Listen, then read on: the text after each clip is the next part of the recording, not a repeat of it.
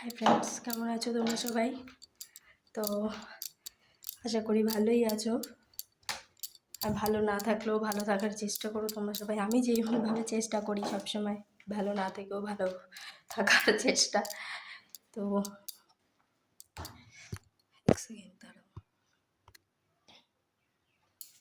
তো সেটাই, তো মানুষ থাকতে না অনেক সময় মানুষের মর্ম বোঝে না, বা মানুষের ভ্যালু বা দাম দিতে মানুষ চায় না। মানুষ তো ঘর ঝাড় দিচ্ছিলাম, ঝাড় দিতে দিতেই ভিডিওটা করলাম।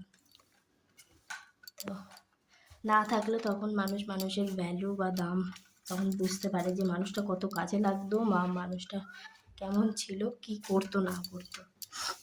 আর মানুষ থাকতে কেউ না বুঝতে চায় না, বিশেষ করে তার ভ্যালুই দেবে না। আর তার কি বলবো, নিজের সম্পূর্ণ ব্যক্তিগত চিন্তা ভাবনা বা নিজের লাইফের সাথে ঘটে যাওয়া কিছু জিনিসই তোমাদের সাথে আমি সবসময় শেয়ার করি।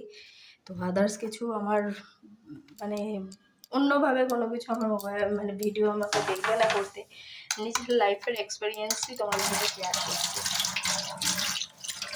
কেউ যদি না সত্যি ভ্যালু না দেয় না, সেই মানুষকে নিজের ভ্যালু বোঝাতে যেও না। তার থেকে চাইলে দূরে চলে যাওয়ার চেষ্টা করো, অনেক দূরে, যত দূর সেই মানুষটা না দেখতে পাবে, না কিছু বুঝতে পারবে, অনেক দূরে চলে যেতে হয়। তখন যদি যে মানুষটা বোঝাবে, তো সেই মানুষটা সেই ঠিকই বুঝতে পারবে মানুষটা কতটা ভ্যালু ছিল, বা সেই মানুষটা কতটা তার জন্য ভাবতে পারবে। আর প্রত্যেকটা ফ্যামিলিতেই, বেশিরভাগ ফ্যামিলিতেই দেখবে হাজব্যান্ড ওয়াইফের মধ্যে প্রবলেম হয় না থার্ড পার্সনের জন্যে।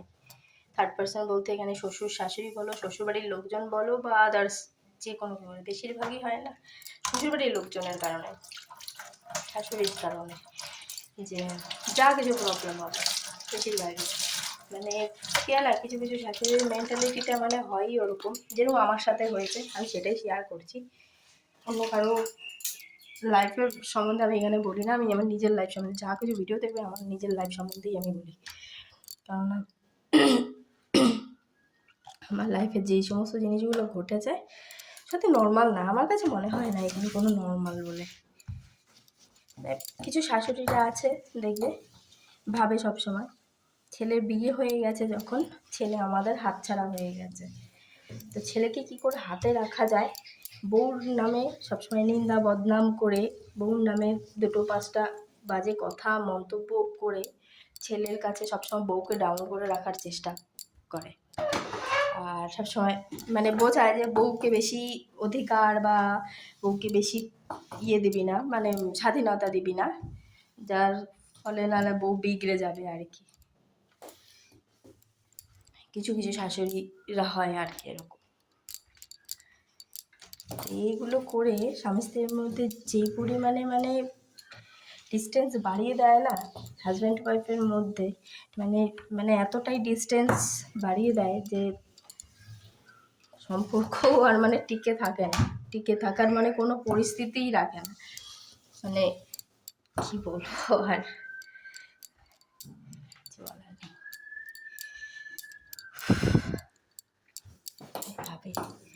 হয় না, শাশুড়িরা নিজের লাইফে যেই জিনিসগুলো পায়নি, বা নিজের সঙ্গে যেগুলো ঘটেছে, ওনার যখন প্রথম শাশুড়িদের যখন প্রথম নতুন বিয়ে হয়েছে, উনি যেই জিনিসগুলো ফিল করেছে সেই জিনিসগুলোই বৌমাকেও ফিল করতে হবে, সেটাই সবসময় বোঝাতে চাইবে, সেই জিনিসগুলোই করবে, যেন পরের বাড়ি থেকে আসা মেয়েটা যেন ভালো না থাকতে পারে, সুখে না থাকতে পারে, সেটাই সবসময় লেগে থাকবে। ব্লগ করবো কি বলো, মানুষের মেন্টালি পিস থাকলেই না সব কাজ করা যায়। মানুষের কি বলবো, মানসিক দিক দিয়ে এতটাই টেনশানে থাকি, ব্লগ করার ইচ্ছে থাকলেও না করে উঠতে পারি না। অনেকগুলো ভিডিও করে রেখে দিয়েছি, বাট এডিট করার মতন সময়ও হয়ে ওঠে না। আর সত্যি মেন্টালি পিস না থাকলে কোনো কিছু হয় না, সে কারণে আর ব্লগ করলাম না। তো তোমাদের কাছে একটাই রিকোয়েস্ট করি, প্লিজ আমাকে একটু সাপোর্ট করো, একটু সাপোর্ট করে পাশে থাকার চেষ্টা করো। তো তোমরা, আমি জানি তোমরা অলওয়েজ আমার সাপোর্ট করো আর পাশে আছো, মানে না নিজের লোকেদের না সাপোর্ট পাওয়া যায় না, কিন্তু যারা আমাকে চেনেও না জানেও না, কিন্তু তাদের কাছ থেকে সত্যি অনেক সাপোর্ট পাওয়া যায়।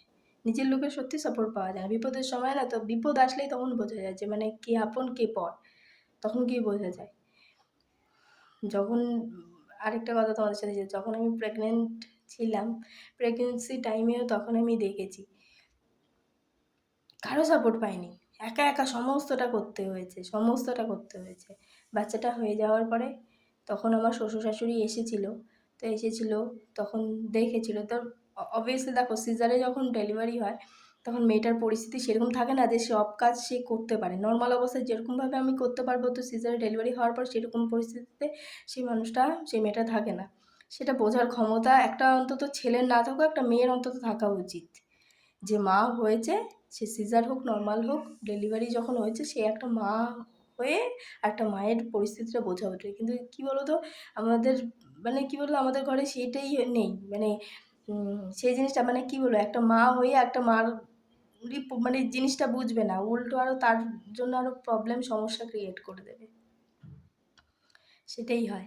তখন আমাকে শুনতে হয়েছে, কোনো কাজ করতে পারে না, পায়ের উপর পা তুলে আমি বসে বসে খালি খেতাম, এটাই আর কি, শুনতে হতো গালি। মাঝে মাঝে ভাবি যে মানে সত্যি শ্বশুরবাড়ির লোকজন কী করলে খুশি হয়। পরের বাড়ি থেকে মেয়েটা আসে সুখে সংসার করার জন্য, না তারা কিন্তু কোমর বেঁধে ঝগড়া করবে বলে আসে না, কিন্তু পরিস্থিতির চাপে পড়ে তখন মুখ খুলতে যখন বাধ্য হয়, তখন মেয়েটা খুবই খারাপ, ভালো না, ঝগড়াটে, আরও কত কিছু বলতে থাকে, কত কিছুই শুনতে হয়। পরিস্থিতি একটা মেয়েকে কোথা দেখো, আমি আজকে হয়তো সোশ্যাল মিডিয়ায় বা সবার সামনে এইভাবে বলতে পারছি, এরকম অনেক মেয়ে আছে যারা না মানে বলতেও পারে না। সোশ্যাল মিডিয়া কি, তাদের কাছে হয়তো একটা স্মার্টফোনও নেই, বলতেও পারে না। আর তোমাদেরকে আমি আগের একটা ভিডিওতেও বলেছিলাম যে হয়তো আমি জানি না, আমার চ্যানেলটা বেশি দিন হয়তো থাকবে না, কেউ হয়তো ডিলিট করে দেবে। অত কী বলো তো, তোমাদের সামনে আমি অত ডিটেলসে সব কিছু বলতে পারবো না। যদি কোনো দিনের সময় সুযোগ হয় সব কিছু বলবো, সব ডিটেলসে বলবো, সব কিছু যখন এত কিছু তোমাদের সামনে শেয়ার করেছি, বলেছি। জানি না তোমরা কতটা আমার পাশে আছো, সাপোর্ট করো, তোমরাই জানো। প্লিজ আমি শুধু এইটুকু বলি, আমার খুব সাপোর্টের দরকার, অনেক সাপোর্টের দরকার। মানে আমি বলতে পারবো না, অনেক অনেক কিছু কথা আছে যেগুলো আমি হয়তো বলতে পারবো না এখন।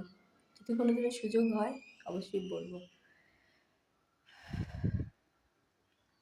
মাঝে মাঝে না নিঃশ্বাসটা নিতেও মানে কষ্ট হয়ে যায়, মানে এত কী বলবো, কিচ্ছু না।